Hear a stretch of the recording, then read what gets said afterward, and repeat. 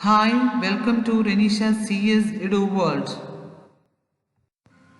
നമ്മൾ ഈ വീഡിയോയ്ക്കകത്ത് എക്സ്പ്ലെയിൻ ചെയ്യാൻ പോകുന്നത് മെഷീൻ ഇൻഡിപെൻഡൻറ്റ് ലോഡർ ഫീച്ചറാണ്. മെഷീൻ ഇൻഡിപെൻഡൻറ്റ് ലോഡർ ഫീച്ചറിനെ കുറിച്ചാണ് ഈ വീഡിയോയ്ക്കകത്ത് എക്സ്പ്ലെയിൻ ചെയ്യാൻ പോകുന്നത്.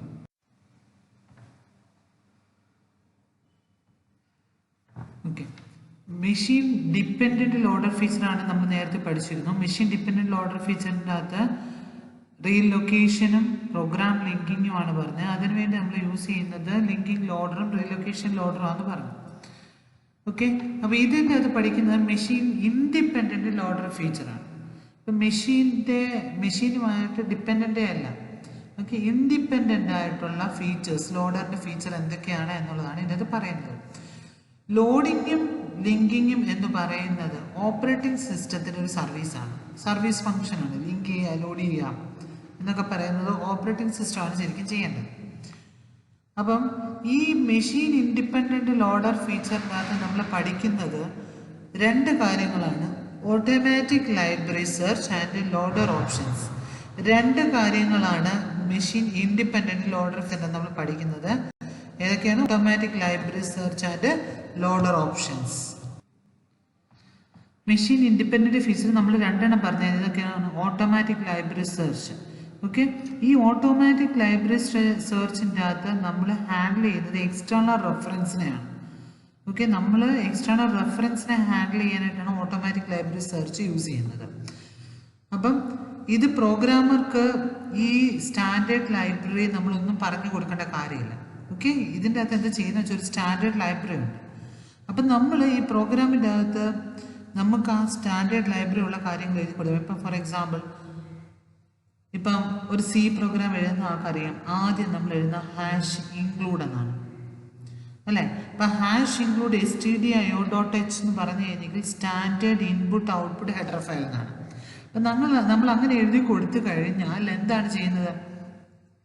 ഇപ്പം അതിൻ്റെ അകത്ത് ഇപ്പം പ്രിൻ്റ് വരുന്നുണ്ട്, അല്ലെങ്കിൽ സ്കാൻഎഫ് വരുന്നുണ്ട്. അപ്പോൾ സ്കാൻഎഫ് എന്ന് പറഞ്ഞാൽ നമ്മൾ ഇൻപുട്ട് കൊടുക്കാനായിട്ട്, പ്രിൻ്റ് എന്ന് പറഞ്ഞു കഴിഞ്ഞെങ്കിൽ ഔട്ട്പുട്ട് നമുക്ക് ഡിസ്പ്ലേ ചെയ്യാനുമാണ്.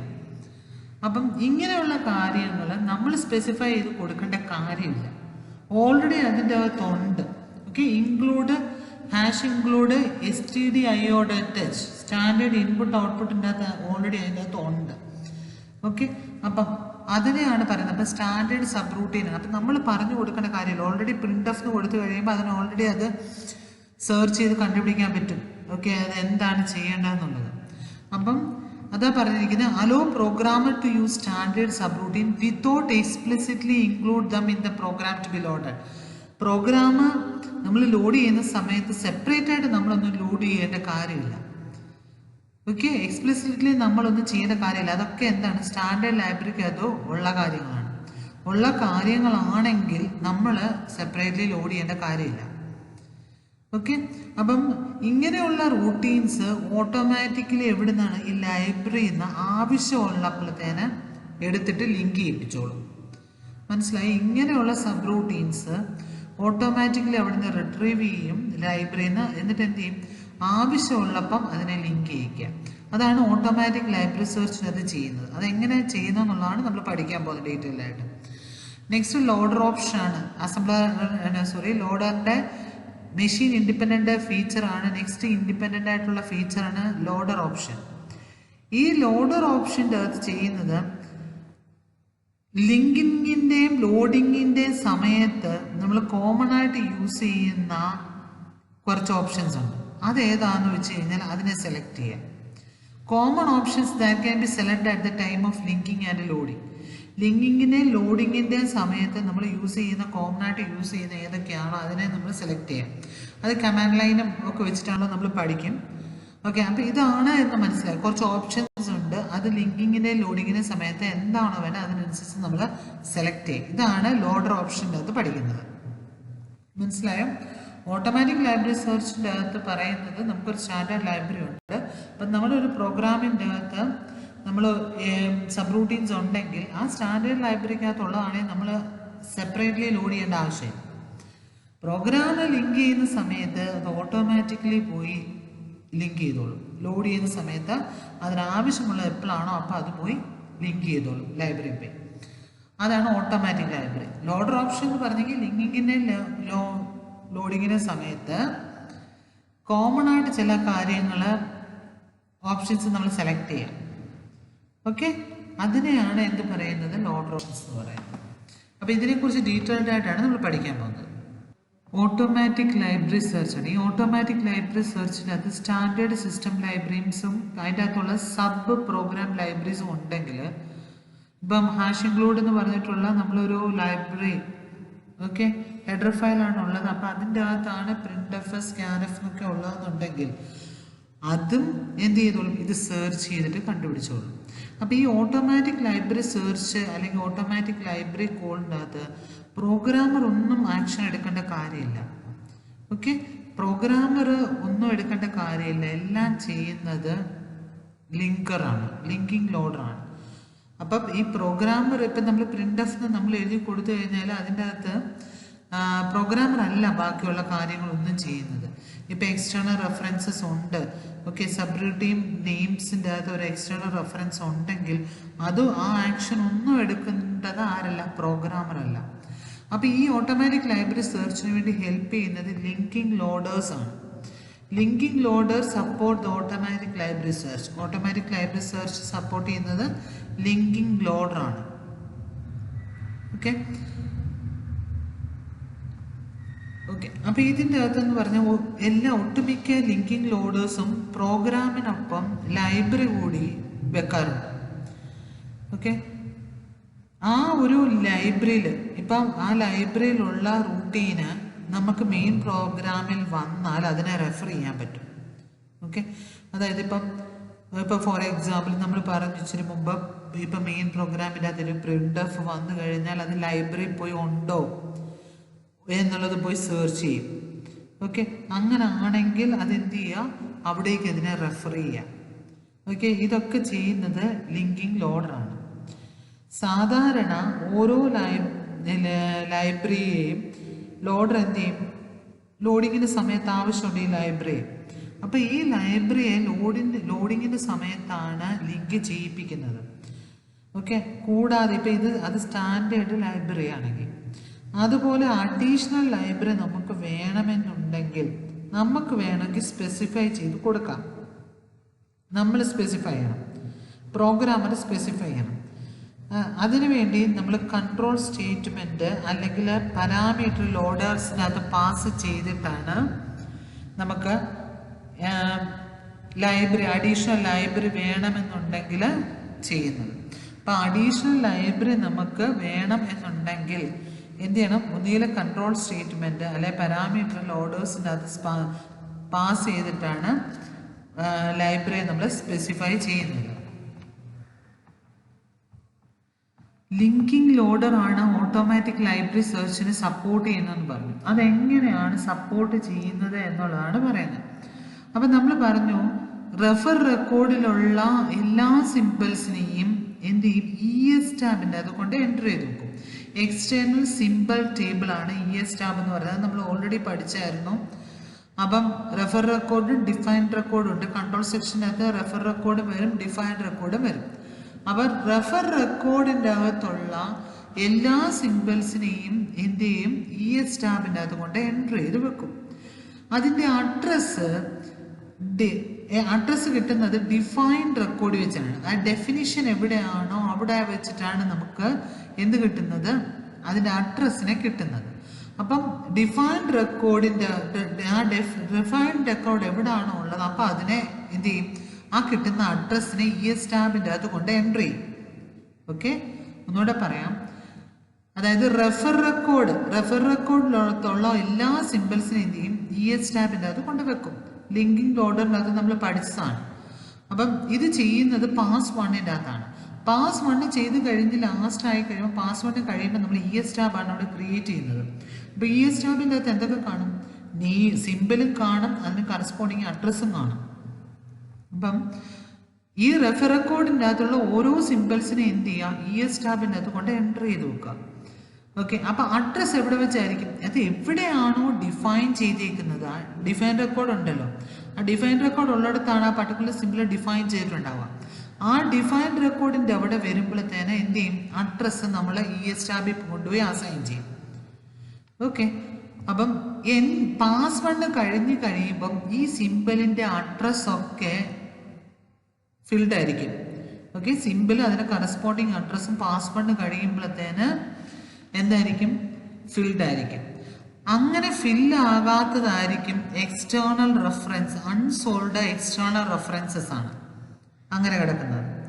അപ്പം അങ്ങനത്തെ സിമ്പിൾസിനെ എടുത്തിട്ട് എന്ത് ചെയ്യുമെന്നറിയാമോ, ഇത് സ്റ്റാൻഡേർഡ് ലൈബ്രറി പോയി ചെക്ക് ചെയ്യും.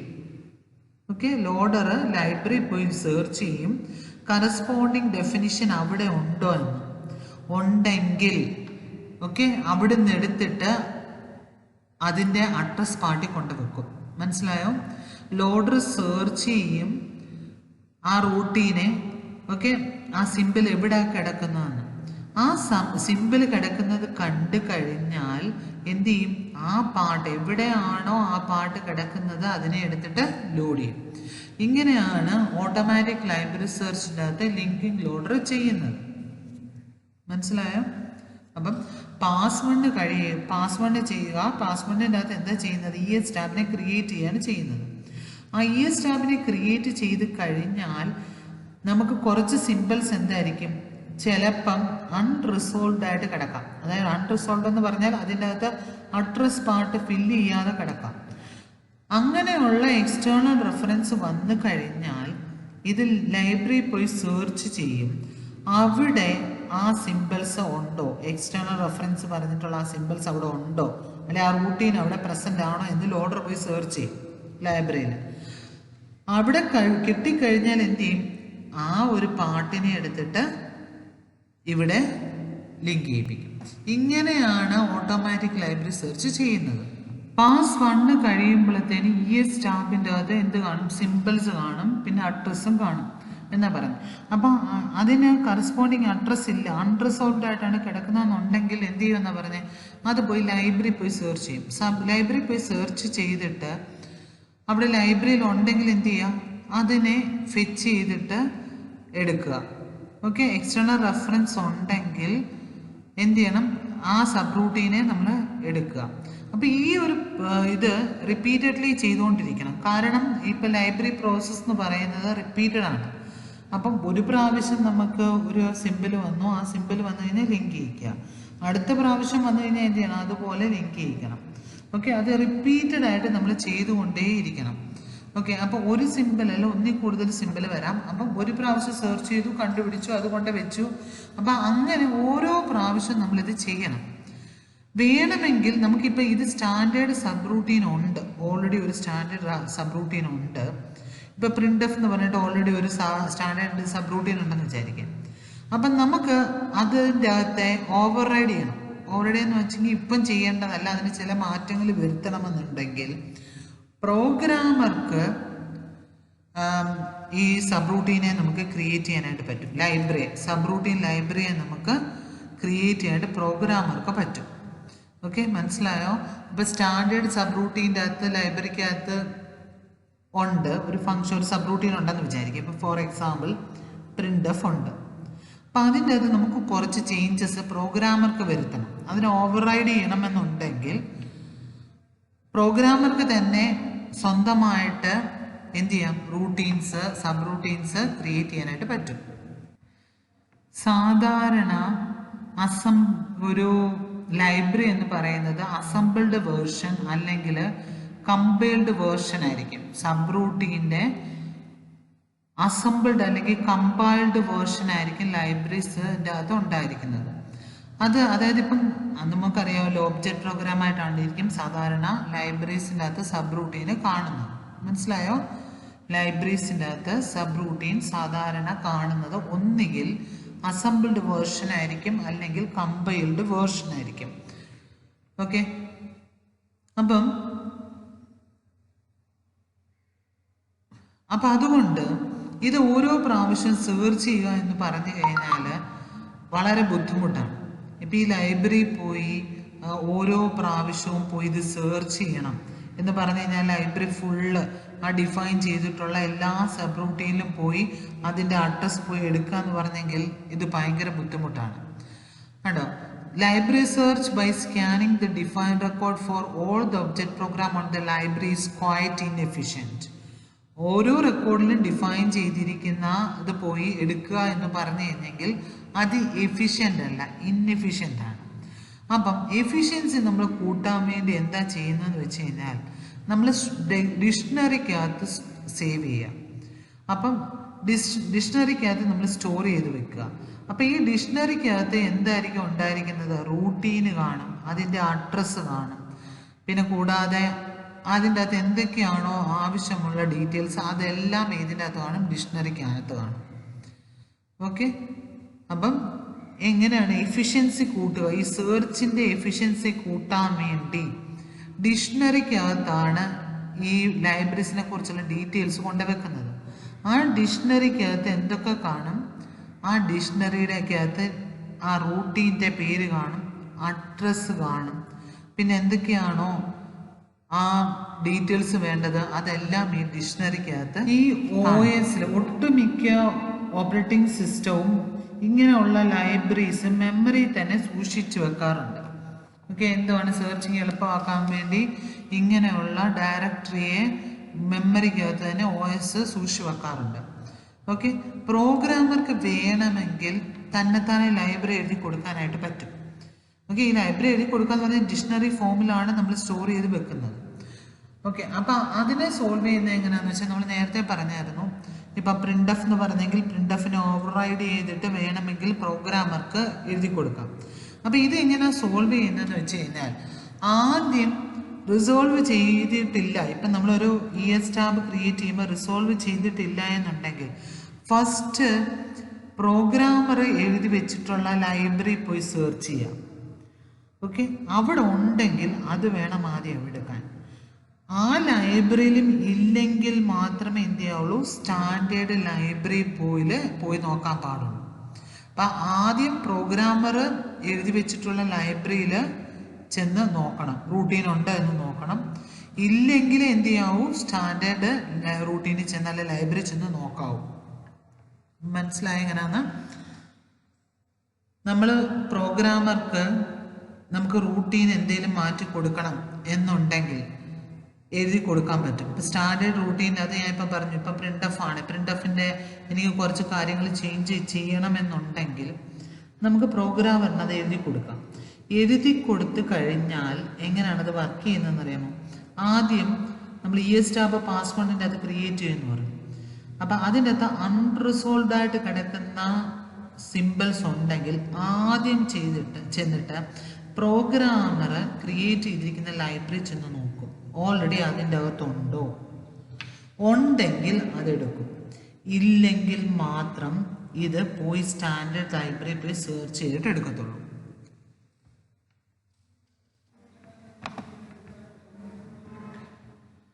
Next is the loader options. Loader ഓപ്ഷൻസിൻ്റെ അകത്ത് പറയുന്നത് ഓക്കെ, അതായത് യൂസറിന് ലോഡറിൻ്റെ പ്രോസസ്സിങ് മാറ്റി കൊടുക്കാനായിട്ട് പറ്റും. അതിനുവേണ്ടി നമുക്ക് സ്പെഷ്യൽ കമാൻഡ് ലാംഗ്വേജസ് അവൈലബിൾ ആണ്. ഓക്കെ, യൂസറിന് ലോഡറിൻ്റെ പ്രോസസ്സ് ചെയ്തുകൊണ്ടിരിക്കുന്ന എന്താണോ ആ പ്രോസസ്സ് ഒന്ന് മാറ്റി കൊടുക്കാനായിട്ട് പറ്റും. അതിനുവേണ്ടി സ്പെഷ്യൽ കമാൻഡ് ലാംഗ്വേജസ് അവൈലബിൾ ആണ്. അപ്പോൾ ഒന്നുകിൽ ലോഡറിൻ്റെ അകത്ത് സെപ്പറേറ്റ് ഇൻപുട്ട് ഫയലാക്കി ഈ കമാൻഡ് ലാംഗ്വേജസിന് കൊടുക്കാം. സെപ്പറേറ്റ് ഇൻപുട്ട് ആക്കിയിട്ട് ഈ കമാൻഡ് ലൈൻസിനെ നമുക്ക് കൊടുക്കാം. അല്ലെങ്കിൽ സോഴ്സ് പ്രോഗ്രാം ഇതുണ്ട്, സോഴ്സ് പ്രോഗ്രാമിൻ്റെ അകത്ത് എന്ത് ചെയ്യാൻ പറ്റും, ഈ കമാൻഡ് ലാംഗ്വേജിനെ എഴുതി കൊടുക്കാനായിട്ട് പറ്റും. ഓക്കെ, എങ്ങനെയാണ് സോഴ്സ് പ്രോഗ്രാമിൻ്റെ അകത്ത് എഴുതി കൊടുക്കുന്നത്? കൺട്രോൾ സ്റ്റേറ്റ്മെൻറ്റ് ഉപയോഗിച്ച്. Okay, control statement are included in the source programme. Control statement include ചെയ്യുക എവിടെയാണ്? സോഴ്സ് പ്രോഗ്രാമിൻ്റെ അകത്ത്. അങ്ങനെ കൊടുത്തു കഴിഞ്ഞാൽ ഈ അസംബ്ലറും കമ്പൈലറും ഈ കമാൻഡിനെ ഈ ഒബ്ജക്റ്റ് പ്രോഗ്രാമിൻ്റെ ഒരു പാർട്ടാക്കി എടുക്കത്തുള്ളൂ. മനസ്സിലായോ? കൺട്രോൾ സ്റ്റേറ്റ്മെൻറ്റ് ഒരു സോഴ്സ് പ്രോഗ്രാമിൻ്റെ അകത്ത് നമുക്ക് കൊടുക്കാമെന്ന് പറഞ്ഞ് ഈ കൺട്രോൾ സ്റ്റേറ്റ്മെൻറ്റ് സോഴ്സ് പ്രോഗ്രാമിൻ്റെ അകത്ത് ഇൻക്ലൂഡ് ചെയ്ത് കഴിഞ്ഞാൽ അസംബ്ലറും കമ്പൈലറും ഈ കമാൻഡിനെ ഒബ്ജക്റ്റ് പ്രോഗ്രാമിൻ്റെ ഒരു പാർട്ടാക്കി എടുക്കത്തുള്ളൂ. അപ്പം യൂസറിന് ലോഡിൻ്റെ സമയത്ത് ലോഡറിനെ പ്രോസസ്സിനെ മാറ്റി കൊടുക്കാനായിട്ട് പറ്റും. ഇതിനു വേണ്ടി യൂസ് ചെയ്യുന്നത് കമാൻഡ് ലാംഗ്വേജ് ആണ്. കമാൻഡ് ലാംഗ്വേജ് രണ്ട് തരത്തിൽ നമുക്ക് കൊടുക്കാം. ഒന്നുകിൽ സെപ്പറേറ്റ് ഇൻപുട്ട് ഫയലാക്കി എഴുതി കൊടുക്കാൻ പറ്റും, അല്ലെങ്കിൽ സോഴ്സ് പ്രോഗ്രാമിൻ്റെ അകത്ത് ഇൻക്ലൂഡ് ചെയ്യിക്കാനായിട്ട് പറ്റും. അപ്പം കൺട്രോൾ സ്റ്റേറ്റ്മെൻറ്റ് ഉപയോഗിച്ചാണ് ഈ സോഴ്സ് പ്രോഗ്രാമിൻ്റെ അകത്ത് ഇൻക്ലൂഡ് ചെയ്യുന്നത്. അങ്ങനെ ചെയ്ത് കഴിഞ്ഞാൽ അസംബ്ലറും കമ്പൈലറും ഈ കമാൻഡിനെ ഒബ്ജക്റ്റ് പ്രോഗ്രാമിൻ്റെ ഒരു പാർട്ടാക്കി എടുക്കത്തുള്ളൂ. ഇതെന്ന് പറയുന്നത് കോമൺ ലോഡർ ഓപ്ഷനാണ്. അതായത് കമാൻഡ് ലാംഗ്വേജ് ആണ് ഇവിടെ പറഞ്ഞിരിക്കുന്നത്. സാധാരണ ലോഡറിൻ്റെ അകത്ത് യൂസ് ചെയ്യുന്ന കമാൻഡ് ലാംഗ്വേജ്. അപ്പോൾ ഫസ്റ്റ് എന്ന് പറയുന്നത് ഇൻക്ലൂഡാണ്. അപ്പോൾ ഇതിൻ്റെ ഇൻക്ലൂഡിൻ്റെ അകത്ത് കുറച്ച് എക്സാമ്പിൾ പറഞ്ഞിട്ടുള്ളൂ ഇവിടെ. അപ്പോൾ ഇൻക്ലൂഡിൻ്റെ അകത്ത് എന്ന് പറഞ്ഞാൽ ഫസ്റ്റ് നമ്മൾ പ്രോഗ്രാമിൻ്റെ നെയിം, ഓക്കെ, ഇൻക്ലൂഡ് ചെയ്തിരിക്കുന്ന ലൈബ്രറി നെയിം ഇത് പറഞ്ഞു കൊടുക്കുക. ഇതാണ് ഇൻക്ലൂഡിൻ്റെ അകത്ത്. മനസ്സിലായോ? ഇൻക്ലൂഡിൻ്റെ അകത്ത് പ്രോഗ്രാമിൻ്റെ നെയിം, ലൈബ്രറിയുടെ നെയിം കൊടുക്കുക. ഇനി നമുക്കൊരു എക്സ്റ്റേണൽ സിമ്പിൾ അല്ലെ റെഫറൻസിനെ നമുക്ക് ചേഞ്ച് ചെയ്യണം അല്ലെങ്കിൽ ഡിലീറ്റ് ചെയ്യണമെന്ന് വിചാരിക്കുക. ഡിലീറ്റ് ചെയ്യണം എന്നുണ്ടെങ്കിൽ നമ്മൾ യൂസ് ചെയ്യുന്നത് ഡിലീറ്റ് കൺട്രോൾ സെക്ഷൻ്റെ നെയിം. ഒരു എക്സ്റ്റേണൽ റെഫറൻസിനെ നമുക്ക് ഡിലീറ്റ് ചെയ്യണമെങ്കിൽ നമ്മൾ യൂസ് ചെയ്യുന്നത് ഡിലീറ്റ് കൺട്രോൾ സെക്ഷൻ്റെ നെയിം കൊടുക്കുക. ഓക്കെ, അങ്ങനെയാണെങ്കിൽ ഈ കൺട്രോൾ സെക്ഷൻ എന്താവും? ഡിലീറ്റ് ആയി പോകും. ഇപ്പം നമുക്ക് ചേഞ്ച് ചെയ്യണം. ഓക്കെ, നെയിം 1 എന്നുള്ളത് നെയിം 2 ആക്കി നമുക്ക് ചേഞ്ച് ചെയ്യണം എന്നുണ്ടെങ്കിൽ എങ്ങനെ കൊടുക്കുക? ചേഞ്ച് നെയിം 1 ആദ്യം കൊടുക്കുക. നെയിം 1 ആണ് മാറേണ്ടത് എന്നുണ്ടെങ്കിൽ നെയിം 1 കൊടുക്കുക. ചേഞ്ച് ചെയ്യേണ്ട ന്യൂ നെയിമാണ് ഇവിടെ കൊടുക്കേണ്ടത്. ഓക്കെ, അപ്പം ഇതാണ് ചേഞ്ച് എന്ന് കൊടുക്കുക. നെയിം 1 എന്ന് കൊടുത്തു കഴിഞ്ഞെങ്കിൽ ഓൾഡ് നെയിമാണ് നെയിം 1 എന്ന് പറയുന്നത്, നെയിം 2 എന്ന് പറയുന്നത് ഇനി കൊടുക്കാൻ പോകുന്ന പുതിയ നെയിം. ഓക്കെ, അതാണ് ഇവിടെ ഒരു പ്രോഗ്രാമാണ്, ഒരു എക്സാമ്പിൾ പ്രോഗ്രാമാണ് ഇവിടെ എഴുതിയിരിക്കുന്നത്. ഇപ്പം ഇൻക്ലൂഡ് എന്ന് പറഞ്ഞാൽ എന്താണ്? ഇൻക്ലൂഡ് ഇത് പ്രോഗ്രാമിൻ്റെ നെയിം, ഇത് ലൈബ്രറീസ് ഇൻക്ലൂഡ് ചെയ്യേണ്ട ലൈബ്രറിയാണ് കൊടുത്തിരിക്കുന്നത്. ഓക്കെ, റീഡ് എന്നാണ് പ്രോഗ്രാമിൻ്റെ നെയിം, അതിൻ്റെ അത് utlib എന്ന് പറഞ്ഞിട്ടുള്ളത് ഇൻക്ലൂഡ് ചെയ്യണം. ഓക്കെ, നെക്സ്റ്റ് ഇൻക്ലൂഡ് പ്രോഗ്രാമിൻ്റെ നെയിം, പിന്നെ അതിനകത്ത് യൂസ് ചെയ്യുന്ന ലൈബ്രറി. ഓക്കെ, അതാണ് കൊടുത്തിരിക്കുന്നത്. അപ്പോൾ റൈറ്റ് എന്നാണ് പ്രോഗ്രാമിൻ്റെ നെയിം. അപ്പം നമുക്ക് ഓൾറെഡി ഈ സിസ്റ്റത്തിനകത്തുള്ള 2 റൂട്ടീൻസ് ആണ് RDRECഉം WRECഉം. അപ്പം ഡിലീറ്റ് അതിനെ രണ്ടിനെ ഡിലീറ്റ് ചെയ്യുവാണ്. അപ്പം ഡിലീറ്റ് RDREC ആൻഡ് WREC എന്ന് പറയുമ്പോൾ എന്ത് ചെയ്യും? RDRECനെയും WRECനെയും എന്ത് ചെയ്തു? ഡിലീറ്റ് ചെയ്ത് കളഞ്ഞു. ഇനിയും RDRECന് പകരം നമുക്ക് റീഡ് എന്ന് വരണം. ഓക്കെ, RDREC എവിടെയൊക്കെയുണ്ടോ അവിടെ എല്ലാം റീഡ് എന്നും വരണം. WREC ഉള്ളിടത്തെല്ലാം റൈറ്റ് എന്നും വരണമെങ്കിൽ എന്ത് കൊടുക്കുക? Change RDREC. ഇപ്പം മാറ്റേണ്ട ഏത് നെയിം? റീഡ് എന്നാണ്. അപ്പം നമ്മൾ കൊടുക്കാൻ അപ്പം RDREC ഉള്ളിടത്തെല്ലാം എന്ത് വരും? റീഡ് എന്ന് വരും. ചേഞ്ച് WREC റൈറ്റ് എന്ന് പറഞ്ഞാലും WREC എവിടെയൊക്കെയാണോ പ്രോഗ്രാമിൻ്റെ അകത്തുള്ളത് അവിടെ എല്ലാം എന്ത് വരും? റൈറ്റ് എന്ന് വരും.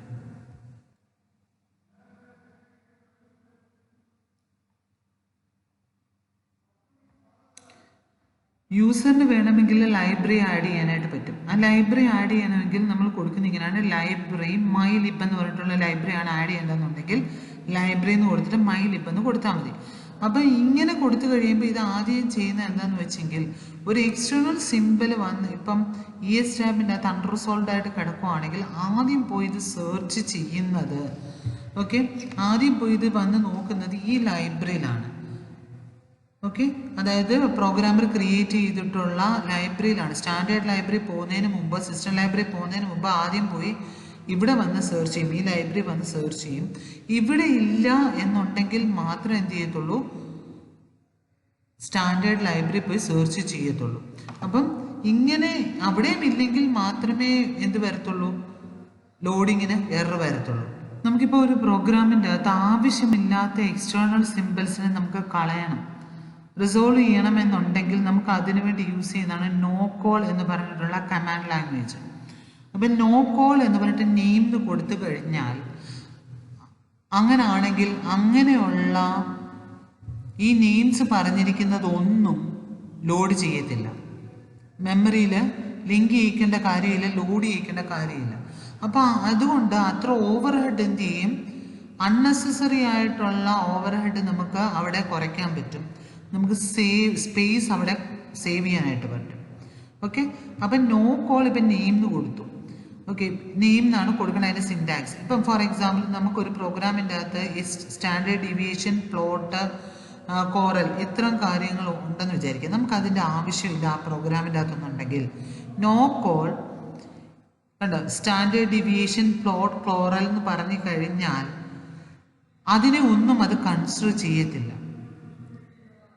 ഓക്കെ, പ്രോഗ്രാം അതുകൊണ്ട് ലിങ്കിങ് ചെയ്യാനോ ലോഡ് ചെയ്യാനോ ഇങ്ങനെയുള്ള കാര്യങ്ങളെ ഈ സബ് റൂട്ടീനെ അങ്ങ് അവോയ്ഡ് ചെയ്യും. അപ്പോൾ അതുകൊണ്ട് അത്ര സ്പേസും കുറഞ്ഞിരിക്കും, നമുക്ക് ഓവർ ഹെഡും കുറവാണ്. കൂടാതെ ലോഡറിൻ്റെ ഓപ്ഷൻ്റെ അകത്ത് നമുക്ക് ലോഡറിൻ്റെ ഔട്ട്പുട്ട് കാണാനായിട്ട് പറ്റും. അത് കമാൻഡ് ലാംഗ്വേജ് വെച്ചിട്ടാണ് ലോഡറിൻ്റെ ഔട്ട്പുട്ട് നമുക്ക് പറ്റും. പിന്നെ ലോഡ് മാപ്പ് പറ്റും. ഓക്കെ, അപ്പം ഇങ്ങനെയുള്ള എന്തെങ്കിലും ക്രോസ് റെഫറൻസ് ടേബിൾ നമുക്ക് കാണണമെന്ന് വെച്ചെങ്കിൽ അത് പറ്റും. ഓക്കെ, എക്സ്റ്റേണൽ സിമ്പിളിൻ്റെ അഡ്രസ്സ് കാണണമെങ്കിൽ പറ്റും. ഇതൊക്കെയാണ് എന്താണ് ലോഡ് മാപ്പിൻ്റെ അകത്തുള്ളത്. കൺട്രോൾ സെക്ഷൻ നെയിം, അതിൻ്റെ address, external simple address, cross reference table. Okay, അത് ഓരോ എക്സ്റ്റേണൽ സിമ്പിൾസിനെയും ക്രോസ് റെഫറൻസ് ടേബിൾ, ഇതെല്ലാം നമുക്ക് എന്തിൻ്റെ അകത്ത് പറ്റും, ഈ ലോഡ് മാപ്പ് വെച്ചിട്ട് കാണാനായിട്ട് പറ്റും. അപ്പം എക്സ്ട്രാ ആയിട്ട് നമുക്ക് കമാൻഡ് ലാംഗ്വേജ് വെച്ചിട്ട് ലോഡറിൻ്റെ ഓപ്ഷൻ്റെ അകത്ത് നമുക്ക് എന്ത് പറ്റും, ഔട്ട്പുട്ട് കാണാം. കൂടാതെ ലോഡ് മാപ്പ് നമുക്ക് വ്യൂ ചെയ്യാനായിട്ട് പറ്റും. ലോഡ് മാപ്പിനകത്ത് കൺട്രോൾ സെക്ഷൻ നെയിമും അഡ്രസ്സും കാണും, എക്സ്റ്റേണൽ സിമ്പിൾ അഡ്രസ്സ് കാണും, കോസ്റ്റ് റെഫറൻസ് ടേബിൾ കാണും. അതിൻ്റെ അകത്ത് എന്തായിരിക്കും ഓരോ ഈച്ച് എക്സ്റ്റേണൽ സിമ്പിൾ. നമ്മൾ ഈ വീഡിയോക്കകത്ത് എക്സ്പ്ലെയിൻ ചെയ്തത് മെഷീൻ ഇൻഡിപെൻഡൻറ്റ് ലോഡർ ഫീച്ചറാണ്. ഇപ്പോൾ രണ്ട് തരത്തിലുള്ള ലോഡർ ഫീച്ചറാണ് നമ്മൾ പറഞ്ഞത്. ഒന്നെന്ന് പറഞ്ഞാൽ automatic library search and loader options ആണ് പറഞ്ഞത്. അപ്പം നിങ്ങൾക്കിത് ഇഷ്ടമായെങ്കിൽ, ഈ വീഡിയോ ഇഷ്ടമായെങ്കിൽ ലൈക്ക് ചെയ്യുക, ഷെയർ ചെയ്യുക, പുതിയ പുതിയ അപ്ഡേറ്റ്സ് അറിയാൻ സബ്സ്ക്രൈബ് ആൻഡ് ബെൽ ഐക്കനെ പ്രസ് ചെയ്യുക. Thank you for watching this video. Thank you very much.